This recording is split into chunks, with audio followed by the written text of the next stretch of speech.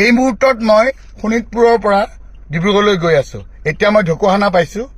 এইমাত্ৰ মই শুনিলো যে ইডিয়ে অৰবিন্দ কেজৰিৱাল ডাঙৰীয়াক এৰেষ্ট কৰিছে তেওঁৰ বাসভৱনৰ পৰা। এইটো এটা ঘোৰ অন্যায় হৈছে।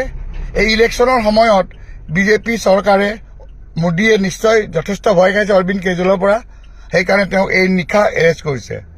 এখন দেশৰ এখন ৰাজ্যৰ মুখ্যমন্ত্ৰীক এই নিশাখন ইডি লগাই এৰেষ্ট কৰাটোৱে কি বুজাইছে?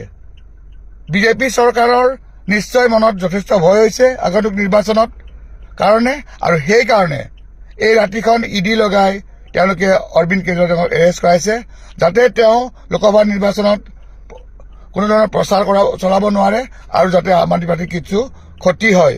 কিন্তু এই কথাটো মই তেওঁলোকক সোঁৱৰাই দিব খোজো যে আম আদমি পাৰ্টিয়ে এতিয়া দুগুণ উৎসাহেৰে কাম কৰিব, আৰু আমি আগতেই কৈছো অৰবিন্দ কেজৰিৱাল ডাঙৰীয়াৰ জন্ম এতিয়া প্ৰত্যেকখন ৰাজ্যত হ'ব, প্ৰতিখন জিলাত হ'ব, প্ৰত্যেক সমষ্টিত হ'ব।